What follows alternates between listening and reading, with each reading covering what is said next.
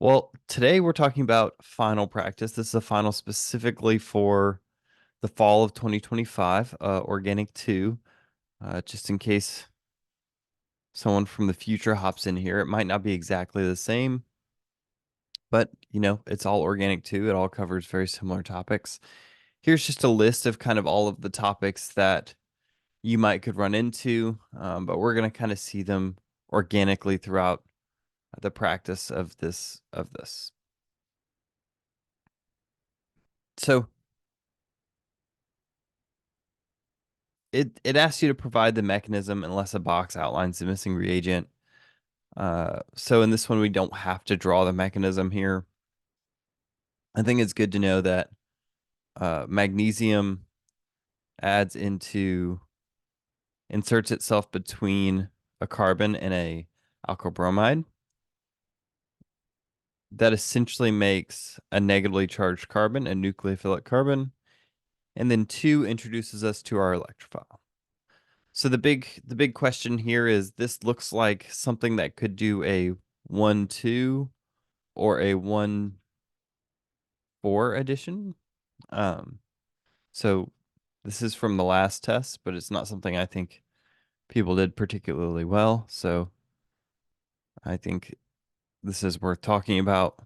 1-4 additions usually are cuprates and sulfates and enolates or carboxylates. So these are canonically soft nucleophiles. These are nucleophiles with a charge spread. So there's only a small handful of things that would do a 1-4 addition. And basically everything else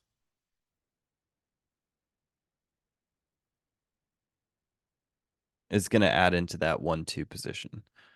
So here this nucleophile does not fit our very soft nucleophiles.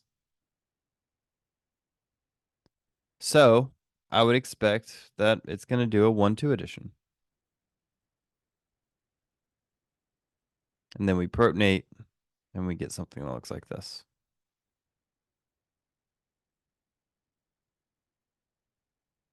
So it doesn't touch that double bond at all.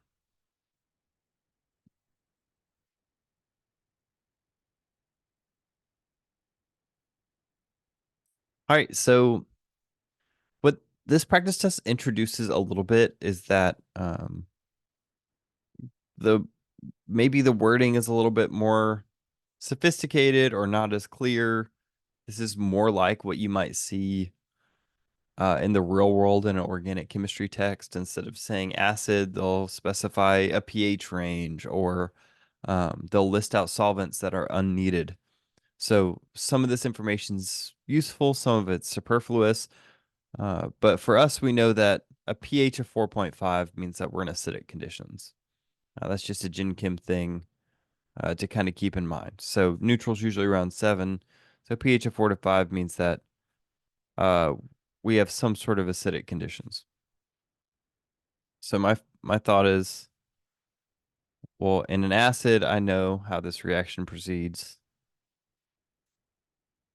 I protonate my electrophile, nucleophile attacks electrophile. This is going to form a ring because it's attacking itself. This ring is 1, 2, 3, 4, 5, 6 big. So I have a 6-membered ring with an OH here and a carbon there. And actually, this ends up being a nitrogen.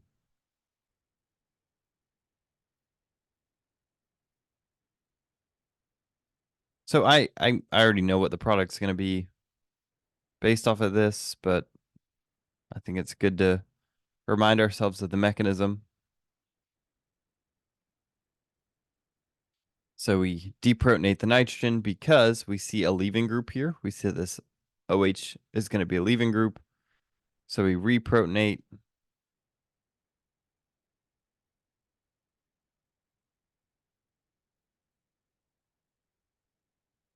And we see something that looks like this.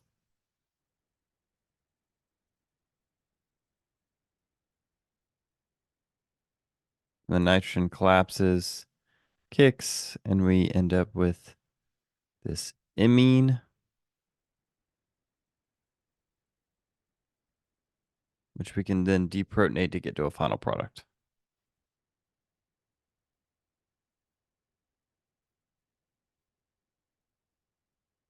So it asked for the mechanism. I gave the full mechanism. We form an imine in this situation.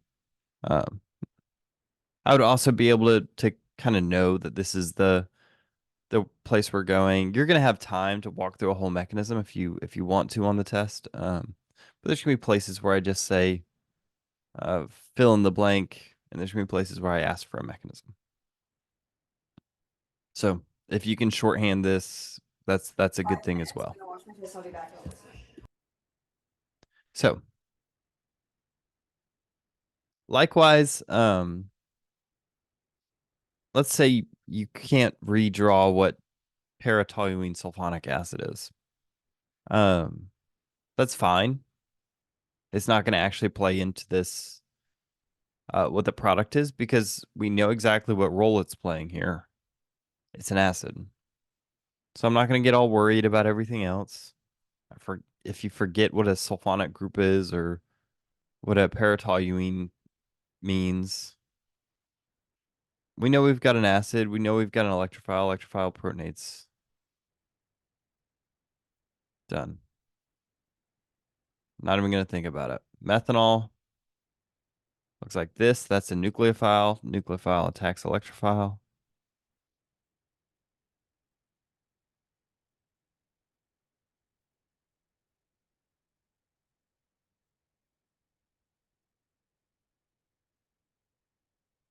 And since we asked for mechanisms, let's just go back through this one.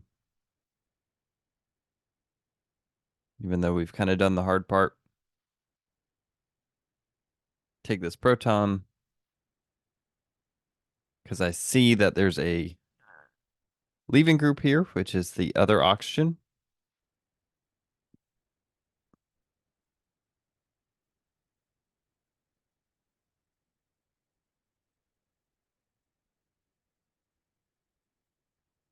So we protonate the leaving group, make it a better leaving group.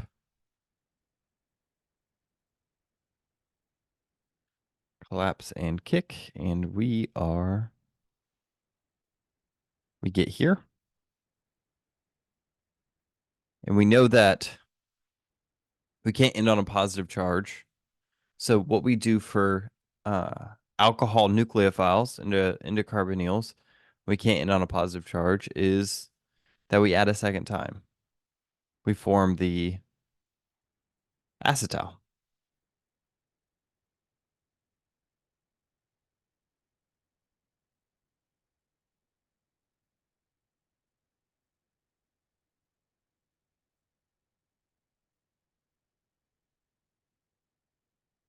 So acetal formation, that's one of the big ones when we're adding into carbonyls. So your answer should look something like this. Again, just like with the rest of them, I would say it's both important to be able to do the full mechanism and be accurate with it and kind of do a shorthand. Like you should be able to look at this, understand the nucleophiles and methanol, adding into a ketone, and I'm going to get that acetal. That was one of the reasons why we sped this stuff up, why we went back and did that. Isopropanol, that looks like this. I'm not huge on giving you written name things. But fairly simple ones should be fair game. You should know what methanol looks like. You should know what isopropanol looks like. You should know what um you know, really basic naming things are. I'm not gonna be like, react it with 1,3 diethyl triethyl butanol. Like no isopropanol straight up. Um Sodium hydride, that's a base. It's a non-nucleophilic base. If we remember, it was in our chart every day. I see the electrophile here. So I'm going to deprotonate my nucleophile.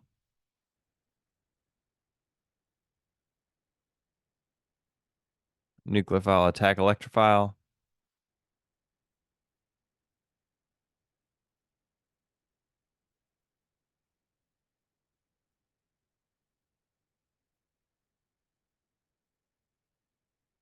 And I'm just using R groups to shorthand this. This collapses, it kicks. And that actually is going to open up a ring. So let's redraw the whole thing. So if we think about the mechanism,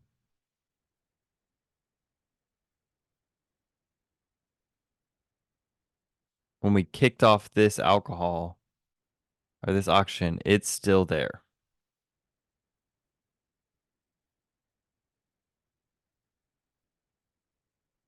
It's still there. We don't want to end on a charge, so we're just going to protonate with water. This should be our product. So this is a ring opening reaction.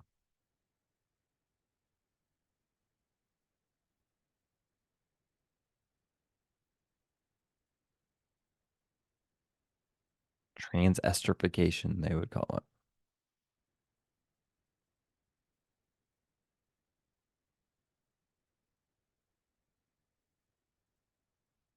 Here's exactly what I was talking about with that 1,4 addition up above. This is one of the few nucleophiles. So it's an ethyl attached to a metal, so it's a negative ethyl. But because I recognize this as one of the things that does a 1,4 addition, one of my 4 things that could possibly do a 1,4 addition, and on this carbonyl, I see a possibility to do a 1,4 addition. Well, that's what we're going to do. So it still pushes all the way up into the carbonyl. And you get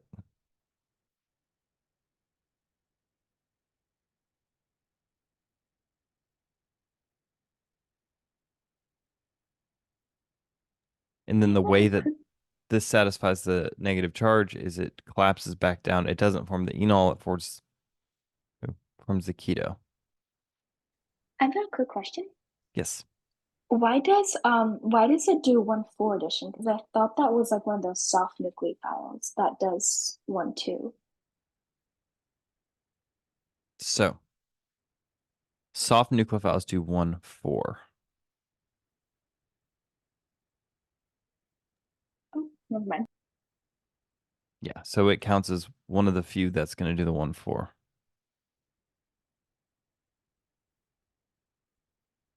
So it's right here. Yeah. Yeah, there was a 1,4 edition on the test, and I think in the last test, and a lot of people did the 1,2 edition anyway. So that's something that I wanted to ensure was on this practice test, just because it's something that I think that is a weakness for some people. So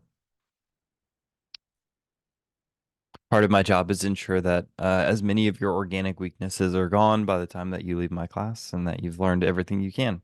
So revisiting some old material in the final is a good way to do that. So I don't care about all this stuff. I've got an acid. That's what I'm looking at. I've got an acid, I've got a nucleophile, and I've got an electrophile here. So those are my first thoughts. That's what I'm thinking about. If I remember with my epoxide stuff, what happens here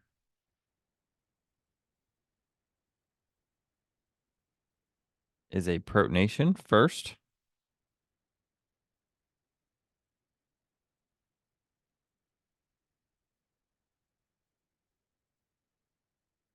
And then because it's positively charged, the nucleophile adds into the more substituted part of the epoxide. So I end up with something that looks like this.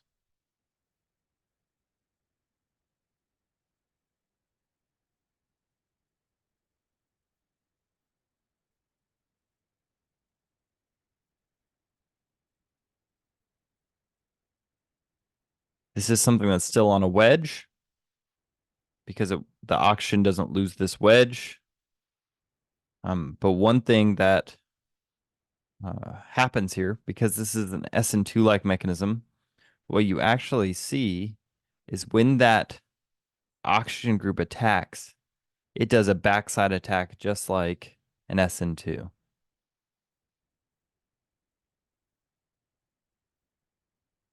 So it would actually attack on a dash because it's going to be away from whatever it attacks.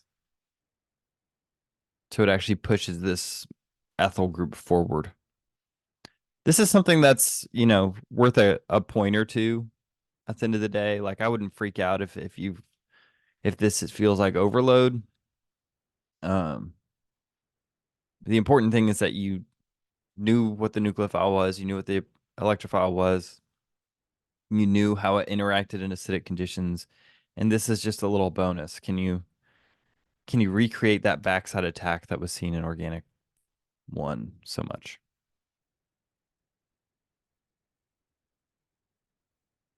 So we should wind up with something like this.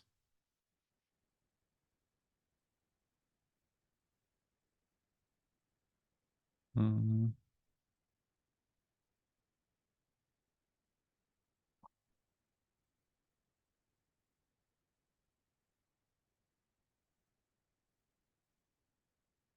As our final product.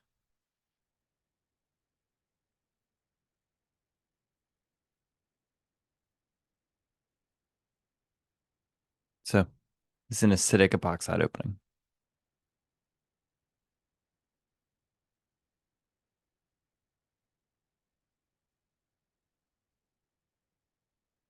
All right, LDA, this is a bulky base. We remember this. So it's going to take the less substituted hydrogen.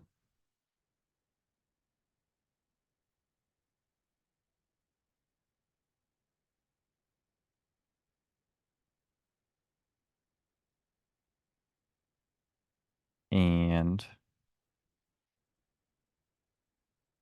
end up with something that looks like this. So that's step 1. Now I've got my nucleophile loaded up. This is an enolate. I've got an electrophile sitting around in this epoxide. Since this is a negatively charged nucleophile, since this is basic, so basic nucleophile less substituted. So it collapses. It attacks the less substituted side of the epoxide and kicks up. And I get something that looks like this.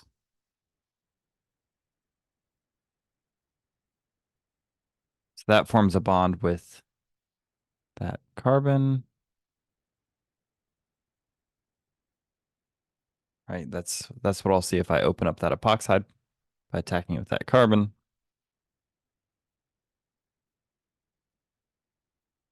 Then we protonate it.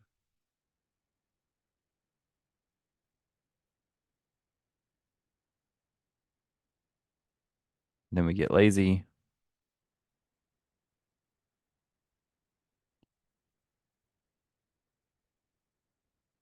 Get our final product. So what's happened here is you form an enolate with the base, and that adds into the epoxide. So you should be able to mix and match nucleophiles, electrophiles, and understand the concepts that underlie them, right? Well, like maybe you've never seen an epoxide add an enolate add into epoxide before, but you've seen enolates and you've seen epoxides. You know that one's a nucleophile, one's an electron donor, one's an electrophile. So, how let's put them together. Let's follow the rules that we know. All right, here's something that's a little bit more similar to, you know, the unit we're currently in. So this is two EASs. We're doing subsequent substitutions onto this benzene ring.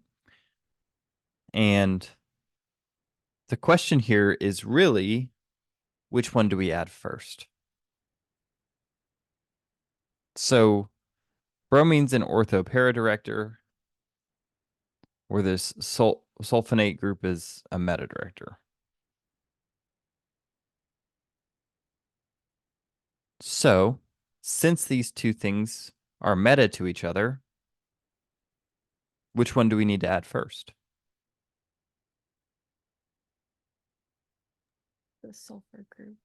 Yeah, we need to put this one on first. We need to put the meta director on first. That way, when we add the bromine, we can add it to the correct position.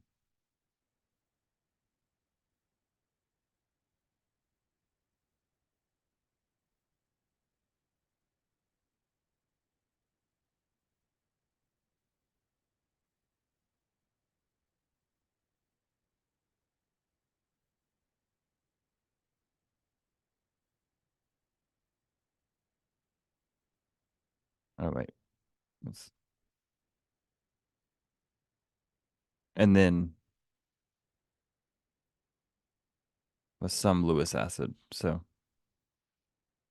I'll just put my favorite Lewis acid, or I like to match the Lewis acid with the electrophile. You don't need to. That's not a thing, but I do it a lot. It just has nice symmetry. So the real heart of this question is adding that sulfate group first allows, since this is a meta director, it allows the addition of the bromine meta. So that's really the heart of this. Does it matter what Lewis acid we use, like in any situation, or can we just... No, you can use any for Okay. these. Yeah. All right, thank you. Like it matters when, like this doesn't require Lewis acid. So like it matters when you use a Lewis acid, but not which Lewis acid you use. So just find a favorite one. All right. So this one is one where we have to stop. So I can add sodium hydroxide into this carbonyl, and I'm going to get some hydrate. But it's going to quickly just reverse. The best leaving group's then going to be an oxygen. It's not going to get us very far. So I think this is telling me that this sodium hydroxide is instead going to form the enolate.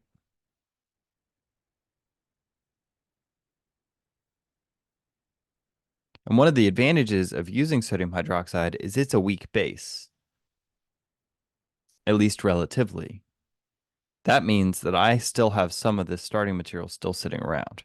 I've only deprotonated about half of my starting material. So this is called a self-aldol. With self-aldols, it's helpful to have sodium hydroxide because there's still that starting electrophile sitting around. So I'm going to redraw this in a way that I like.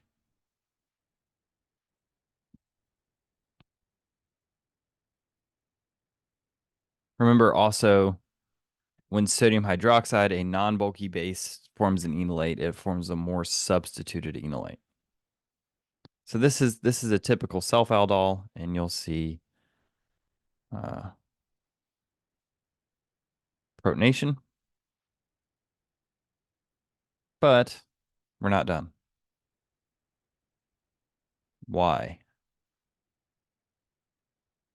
There's heat. Yeah, this is pretty balmy. Nice 85 degrees. So heat means that we're going to eliminate, and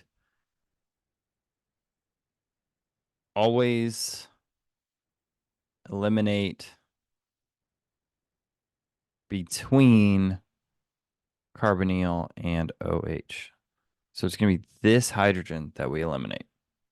A lot of people want to take want to take this hydrogen over here, but no, we always eliminate this hydrogen. And it has to do with this is an acidic hydrogen because it's got resonance here. And so we can take this hydrogen and we can kick off an OH, which is not usually a good leaving group. And that has to do with the stabilization of this position from the carbonyl. So it's very important that you eliminate from that carbon. And notice what you do, you form this, it's called an alpha beta unsaturated carbonyl, which is the same thing that gets attacked in all these 1,4 additions. You know? So oftentimes you can, string together a aldol condensation like this, which forms this alpha beta unsaturated.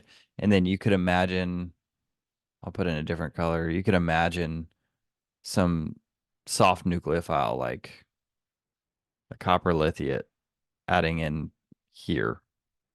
Right. So that's one of the things that's often tied together with this chemistry.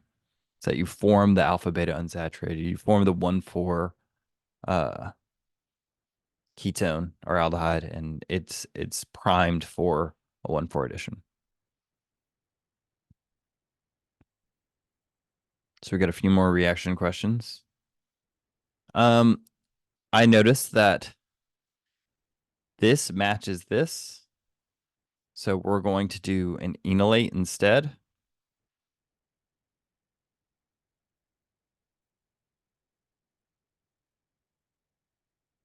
Because if I add into that carbonyl, I just get the starting material back, which if you ever just get the starting material back, that means you're probably doing something wrong. That's not what I'm going for. Again, I don't have an electrophile sitting around unless I reacted with the starting material. So this is a self-Claisen.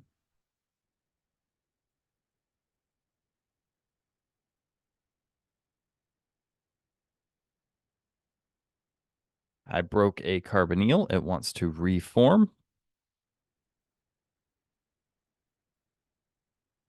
And it can because I have a leaving group present.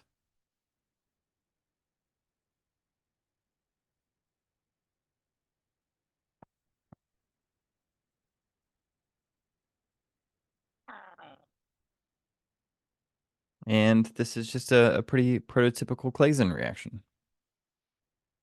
Again, none of this matters. It doesn't play into it. If you see something that is unfamiliar, like a DMSO, like, I don't know what DMSO is. It's a solvent. It doesn't really affect this reaction. So we wouldn't add the ethanol and let it attack the carbonyl.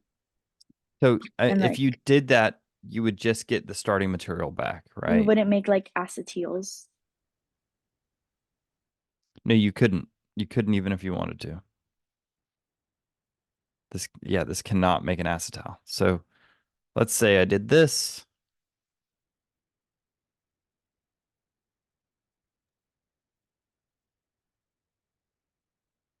It collapses and kicks because I've got a leaving group.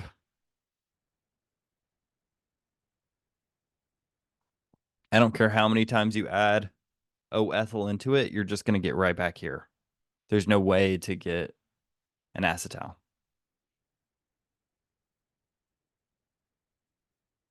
Because you'll always have another leaving group there that you can kick off, which isn't true with the acetal chemistry.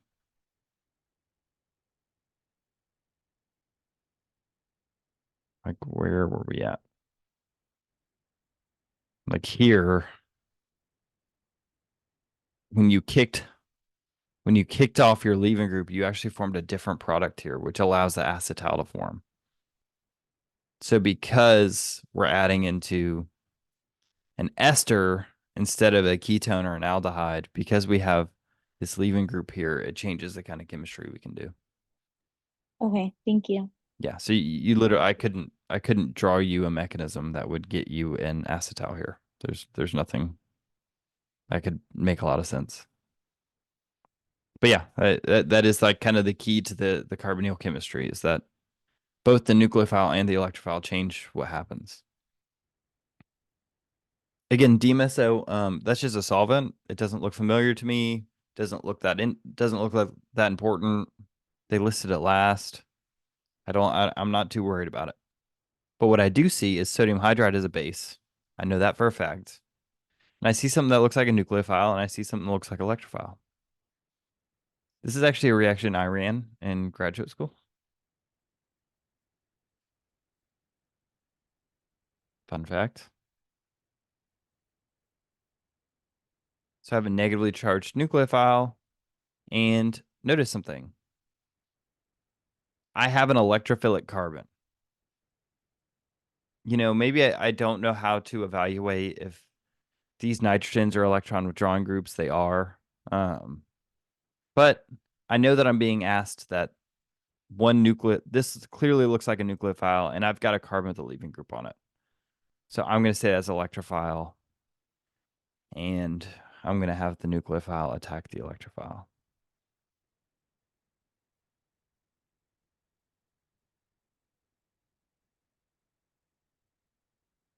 Actually, a super easy mechanism. That's actually one of the hacks. Well, not hacks, but most SNARs happen on what are called heterocycles. So cycles with heteroatoms in them, nitrogens and oxygens, because they tend to be electron deficient. They tend to be more electrophilic.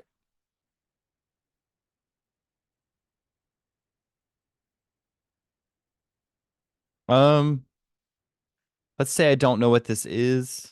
I see potassium. So my thought is that this is probably a base, right? There's a metal in it. There's probably something that's negatively charged. This is actually sodium bicarbonate. So it's actually sodium or potassium carbonate, not bicarbonate, but it's about to be potassium bicarbonate. So it's got a negatively charged oxygen or two negatively charged oxygens. So it's a base. The only thing I see that could be even remotely acidic in this picture is the carboxylic acid.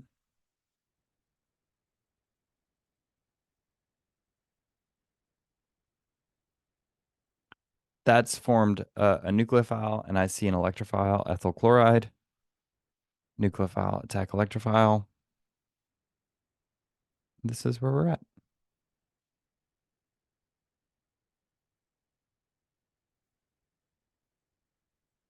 Since it's good practice in the last step to draw out all of the products. Do do do do do.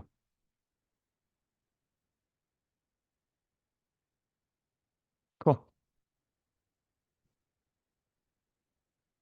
What's the reactions that take so long? How many mechanisms? Oh my gosh. We got time. We got all day. All right. Chlorine attacks Lewis acid. Remember, this is a Lewis acid. It activates halogen nucleophiles. So I get something that looks like this.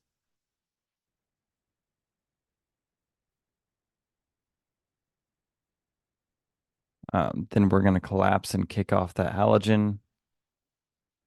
And we form our nice little weird oxonium. That's a good enough electrophile that our terrible nucleophile and benzene can attack it. Nucleophile attack electrophile. I form this. And again, this is new unit stuff. I've got a positive charge here. And so last step is restoring my aromaticity. I'll use the chlorine that we kicked off earlier. It's fine.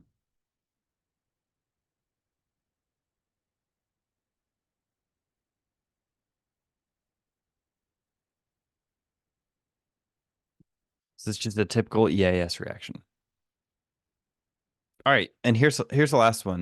This one was a challenge for you, so I wanted to see if this was something that you guys could get. This isn't necessarily a reaction we covered directly, but I think there's there's something to be taken here. I don't know what H3PO4 is, but you know, my guess is this is an acid, right? It looks like an acid. It tastes like an acid. It smells like an acid. It's an acid. All right. All those hydrogens at the beginning of the formula are a dead giveaway. So I've got an acid, and the best electron donor, the only thing I've ever seen take an acid from this group is this guy. Is a double bond. Benzene's not going to just take an acid, take a proton from an acid. So I form this. And uh-oh. What is this?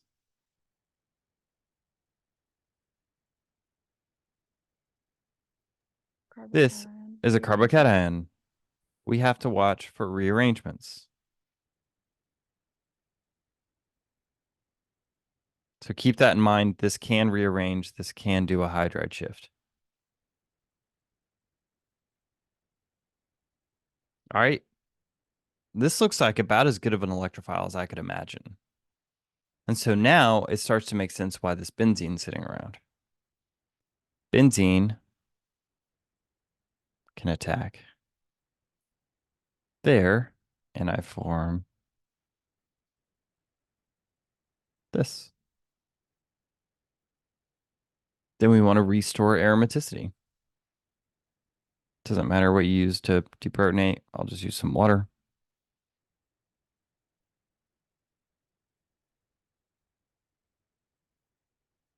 We restore aromaticity. We're done.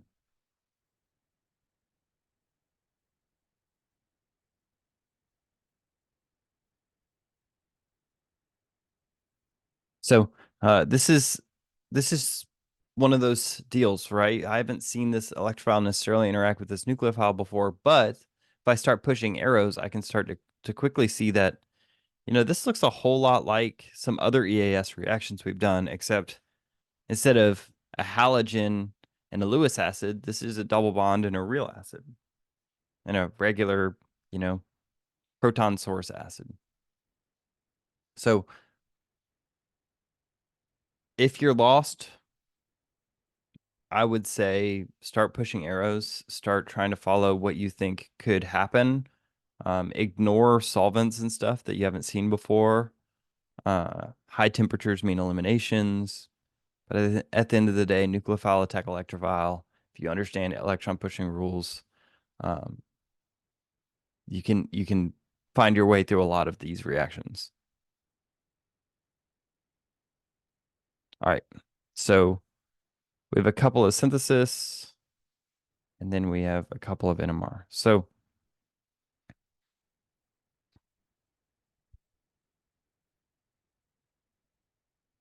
I'm gonna do one or two of the synthesis, then I'm gonna post the synthesis.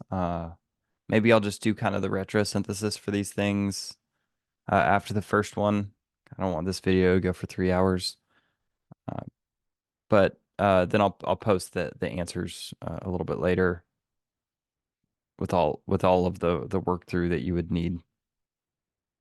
But a lot of this is stuff you've seen before. The only real new stuff is adding it to a benzene ring.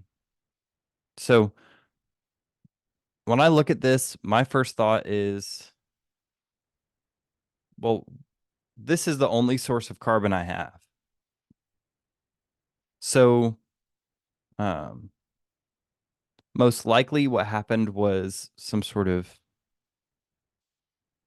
Grignard here.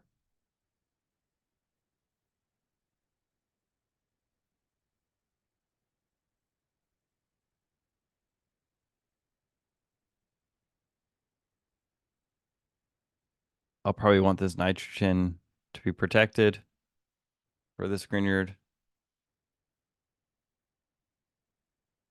Don't really like any NHs or OHs around for my Grignard. Um, and then I can look at then I can look at a nitrogen containing group is a electron donating. That's a orthopara. This is an electron withdrawing group. This is a meta director. So I would probably want to put this nitrogen on second. So I can imagine going backwards, having this. All right, since this is a meta director and this is an orthopara director. And then I can imagine this. So this is my thought with retrosynthesis getting here.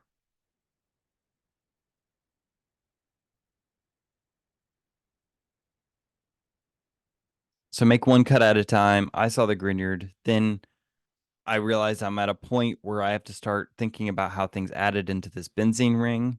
And that's when I decide, okay, one thing's a orthopara director, one thing's a meta director. So it makes sense to have this thing on first. So when I go for the forward synthesis, I need to show all of this. So the first thing I'm going to do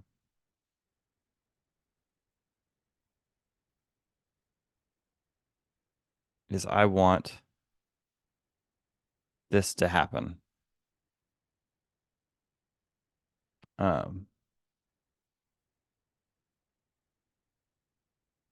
Right. That's the first disconnect on my retrosynthesis.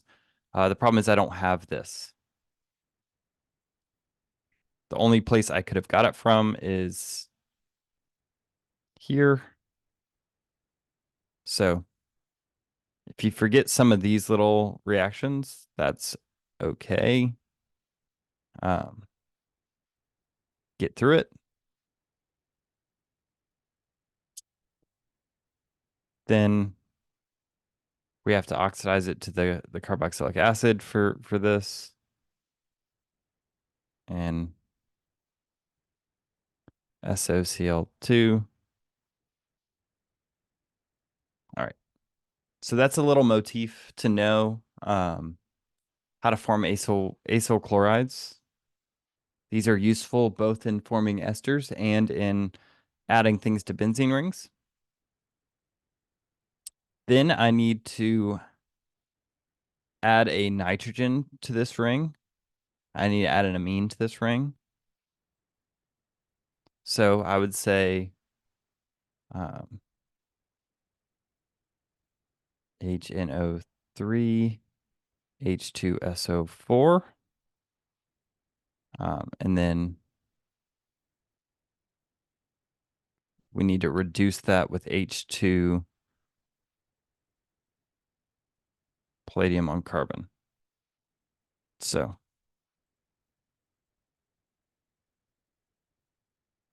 let's not get lazy. Let's show this one at a time. Just in case you guys don't remember. This reaction forms the nitro group. And then the way we specifically reduce a nitro group is with H2 and palladium on carbon.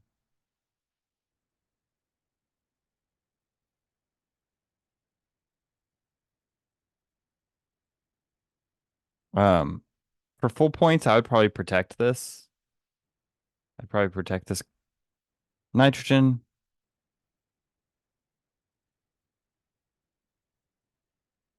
If you didn't, you're still probably going to be okay. These are tough questions, and missing a protecting group or something, that's like the littlest deal. And then I need to react this with this Grignard. So how do I form a Grignard? I take this, I add HBr and Mg.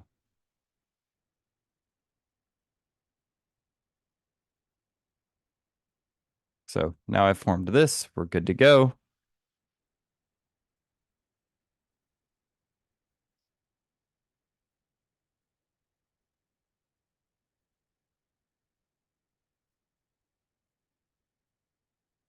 And then I can deprotect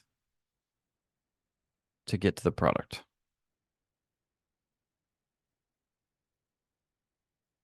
So that's the full forward synthesis. That's every reaction you need to do this. Again, I wouldn't jump back and make sure that someone can read it from start to finish and understand what you're doing all down here. This should show all reactions.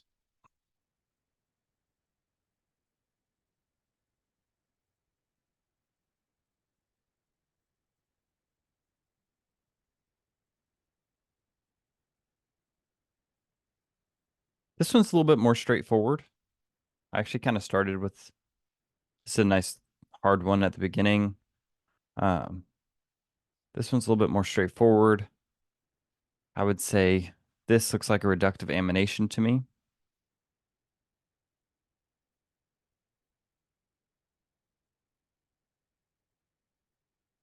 Again, it'd probably be good to protect this carbonyl.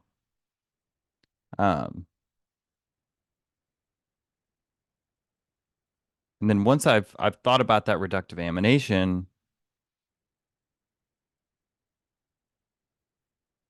right, the amine reacting with the carbonyl,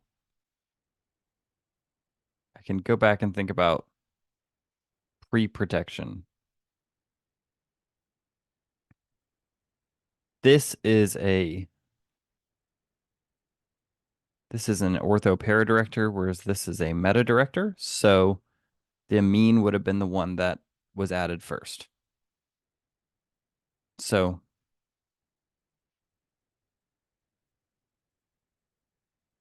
I need to still have the amine on it because that's the ortho para director. And I'm going to interact it with this guy.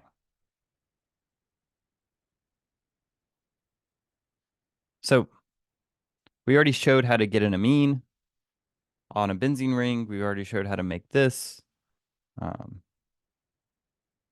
We should be able to make that. So all of the forward reaction steps are things that have been done a million times. If you're still having problems with them, it's worth checking out and talking to TA or myself. Send us an email with the forward synthesis that you did and ask if this is reasonable. But really, the heart of knowing how to do things is this, because the forward synthesis stuff, all this is just repeats over and over and over again. You see it a million times. But in what order you do it is the important part of the question. And that's done by the retrosynthesis.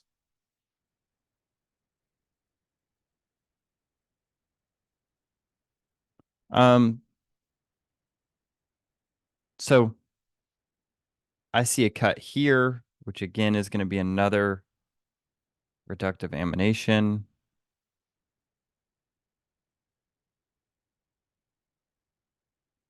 And now I'm at a position where everything I added to the benzene ring, I can't make any smaller, right?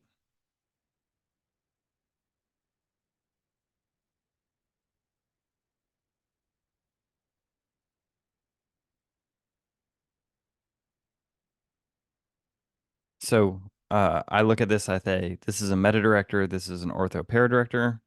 So I need that ortho para director on first. So I'm going to disconnect the meta director because the bromine is the one that decides that this is meta or ortho. That is ortho to each other. So that's the retrosynthesis here. The one thing that's new here with this synthesis, I'll go ahead and cover it, would be making this guy. So I would want to brominate the outside, then NaN3 LAH, if we remember from the last test, is how you get an amine. It is a little confusing that the way you get a amine on a carbon chain versus the way you get an amine on the benzene ring is a little different, but that's to do with the limitations of a benzene ring, really. So there's still all the other stuff, but it's stuff you've done before. Brominate a benzene ring, make this, which we've already shown, and then it's just a reductive amination after that. All right, a couple more. So this is a good one.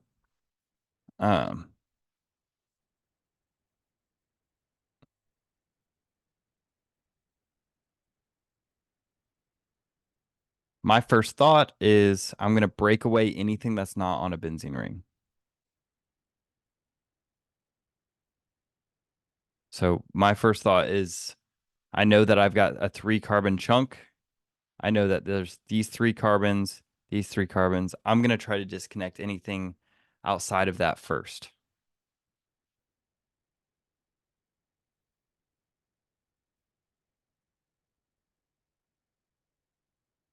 When in doubt, have a protecting group on OHs and NHs when you can.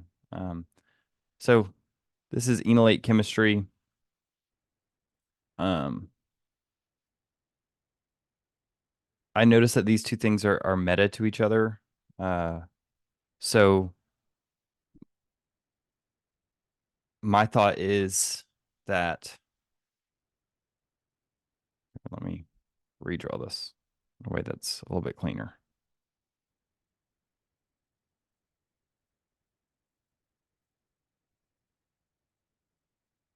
My thought here is that probably what's happened is we had a Grignard.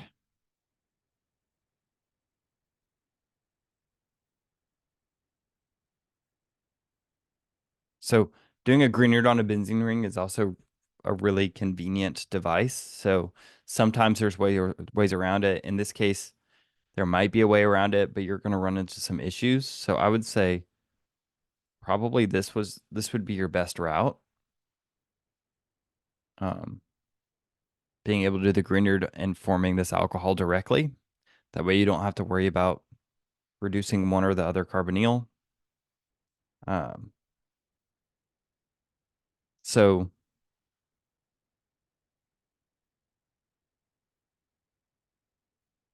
that meant that at some point I had this, because that's how you form the Grignard by putting a bromine on first. I would say that this is a meta director and this is an ortho para director. So the ortho para director has to come off because these two things are meta to each other. And then this has to come off.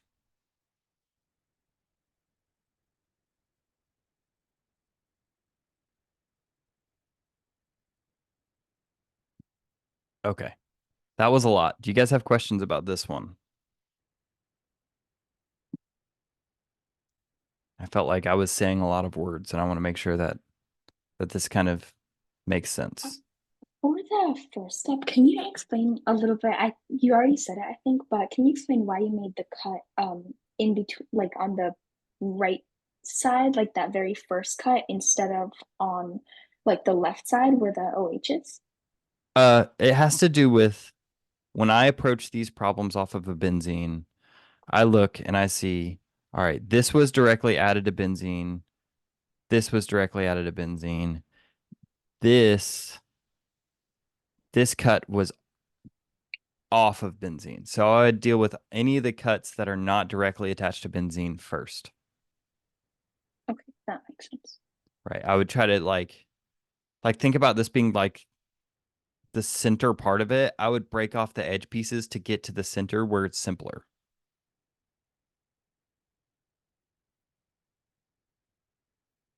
Right. I want to get down to a point where I have something that looks very familiar because there's only so many ways I can add to a benzene. So I break off any sort of exterior chunks first. Also, would it have made a difference if you used an epoxide instead? If I use an epoxide, the OH would be here. I meant like in like the first cut that you made. Here? Like the very first one up Oh, top. up here? Yes. You could have used epoxide. If you use an epoxide, you'd have to make sure this is protected because then you'd have to oxidize it, and you don't want to oxidize this alcohol. But yes, you can use an epoxide here.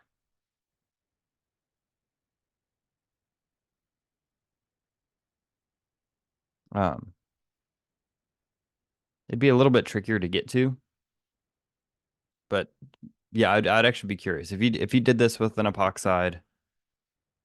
Send me the full forward synthesis and I'll take a look at it. Maybe. Thank you. Yeah.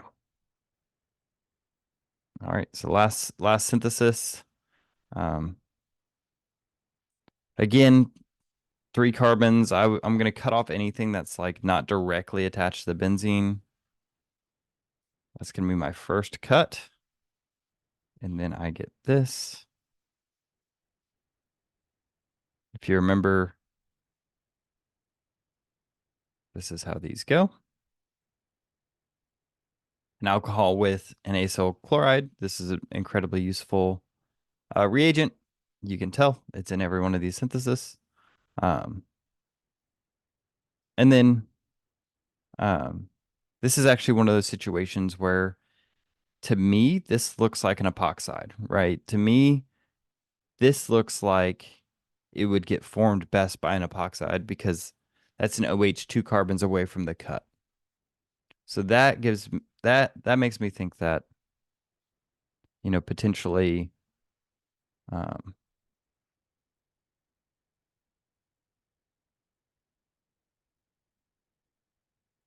potentially add something look like this.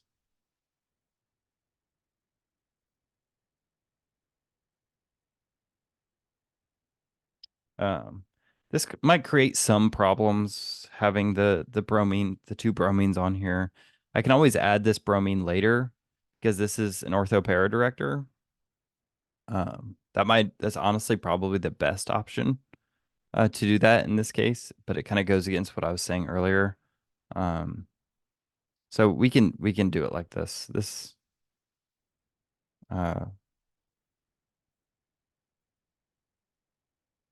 We can kind of do a dibromination.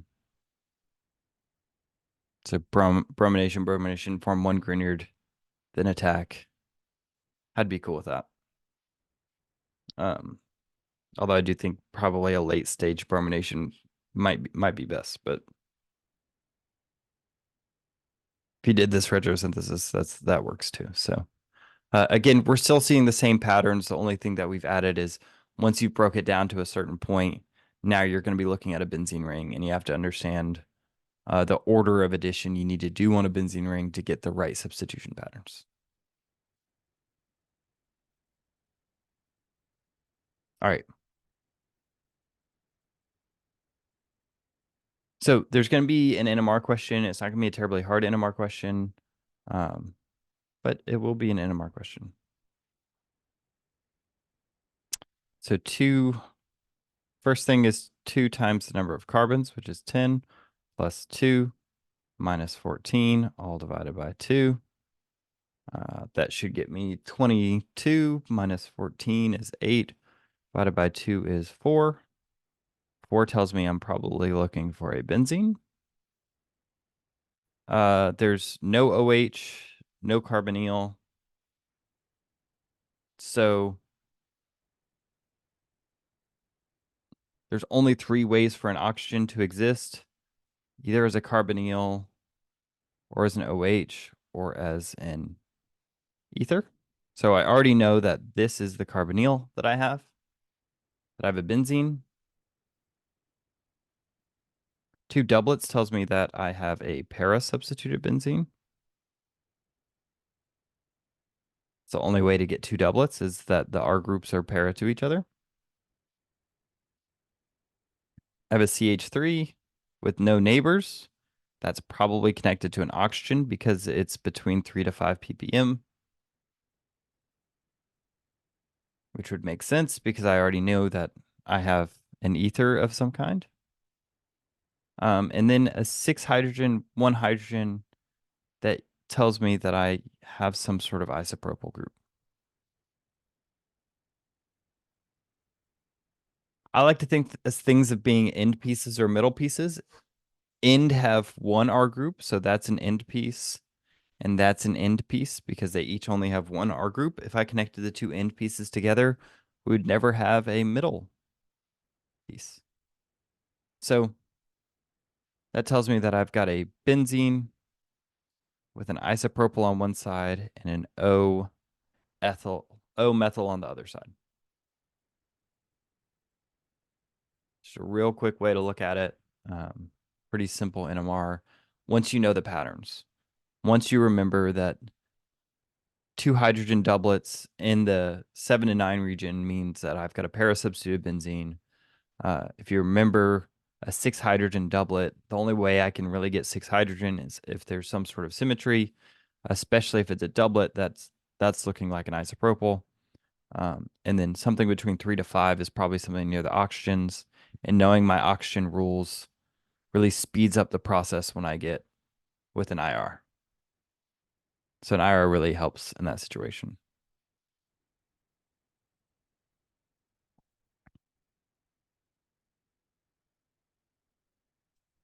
So 2 times 10 plus 2 minus 12 all over 2 is 22. So this is degree of unsaturation of 5. That's potentially a carbonyl. We have to watch out for, right? We've got a big peak around 16, 1700. I have no OH, right? So if we remember, it could be a carbonyl. It could be He's doing a review review session, yeah. like ethics and professional stuff. He's going over our practice test. Comparison of the different health. Hey, Madeline. So the oxygen that we have is probably this run, right? We have an oxygen, so my guess that it's a carbonyl, and that matches the degrees of unsaturation of 5. Right. Sorry. So I've got a benzene ring, which is 4 degrees of unsaturation, then a carbonyl, which is a 5th. My voice is given out. All right. So say tri-substituted benzene. I know it's tri-substituted because there are only 3 benzene hydrogens. That's a mean question. There are only 3 benzene hydrogens. 1, 2, 3, which means that 3 things have been substituted off this benzene. I know that I have a singlet right here. So that tells me that 2 of my R groups have to be like this, right? This is the only way I could get a singlet is if this guy has no neighbors. So 2 of my R groups have to go like that. And then I have no more singlets. So the 3rd R group has to look like that, right? These are both doublets. So each one of these needs 1 neighbor, right? Doublet, doublet, they each need 1 neighbor. So that's what I look at. Looking at this and seeing a tri-substitute benzene though, that's a good first step. So that's 1 fragment I have. I know I've got benzene, IC peaks 7 and 9. And then I have 3 methyl groups.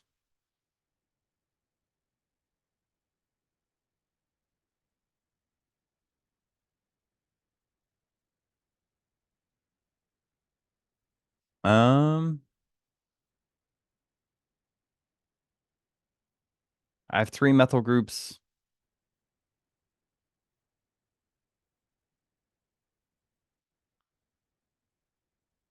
That means that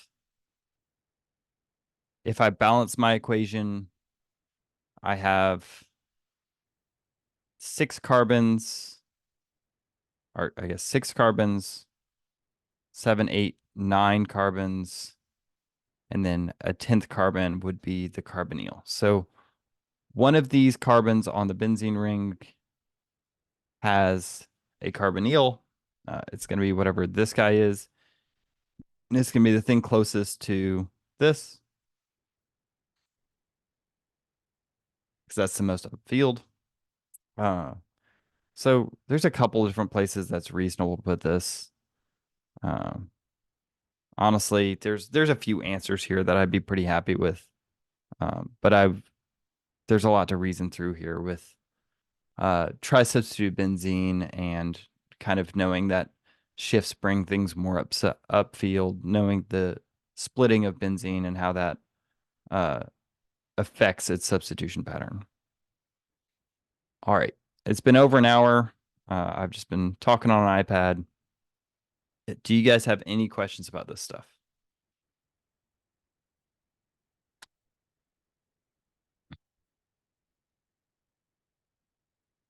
For the last synthesis problem, could Yeah.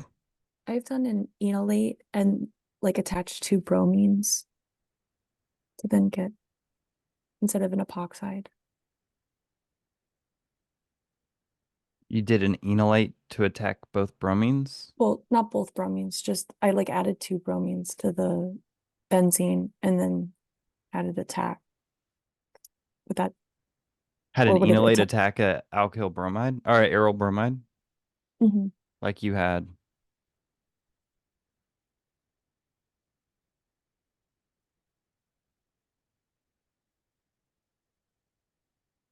Yeah. I don't hate that. It's Okay. not super likely. I mean, this is an electron withdrawing group para, so I'll give you. I mean, I'd give you full credit for that. I'd fight for that. If you could argue that that's an electron withdrawing group para and that we can maybe do an SNAR here, yeah, Mhm. I like the creativity. Thank you. Yep.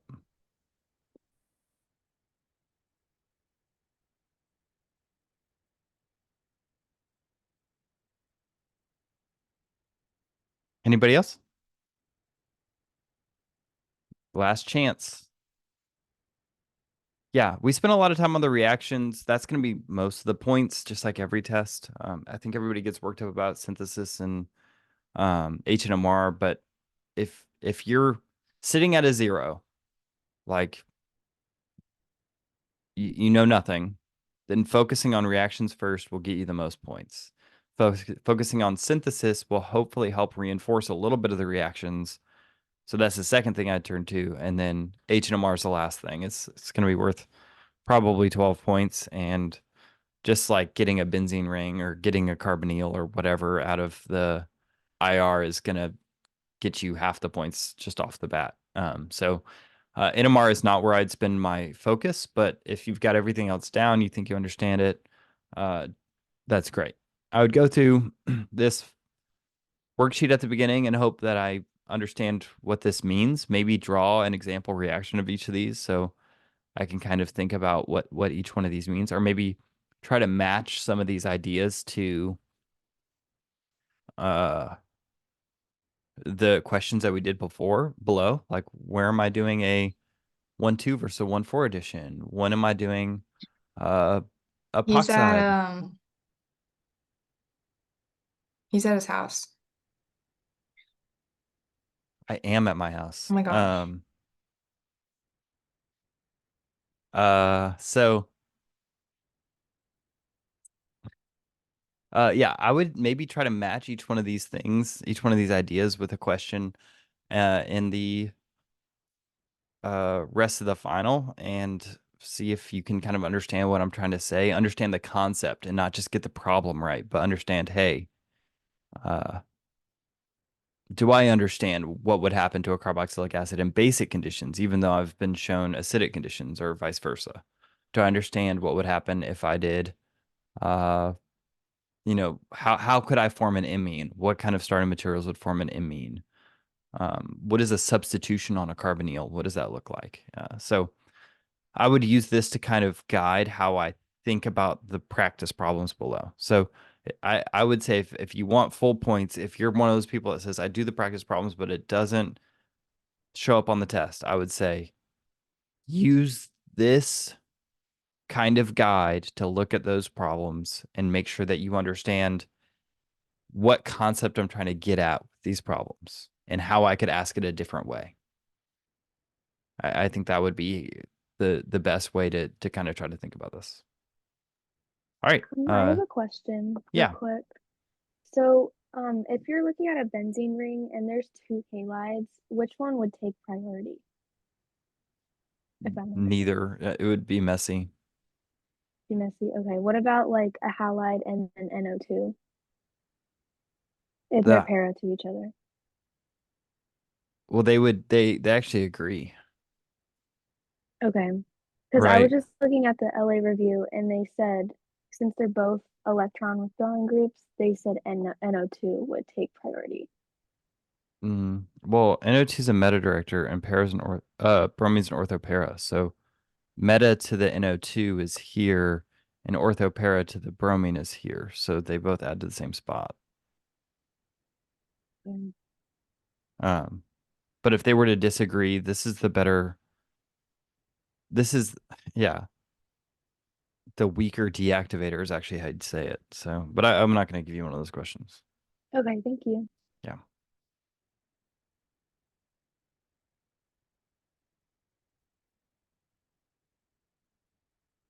Cool. Yeah. Any other questions? Well, I will see you guys Thursday morning. Ready to go. Feel free to reach out by email to me or TA or technically the LAs are done with their work, so they're not supposed to answer you. But yeah, so feel free if you've got like a forward synthesis you've got a question about, or if you did something slightly different than I did it when you did this practice the first time, feel free to reach out and I'll try to get back to you and explain why I think the way I do it is better. All right, so I'll see you guys Thursday.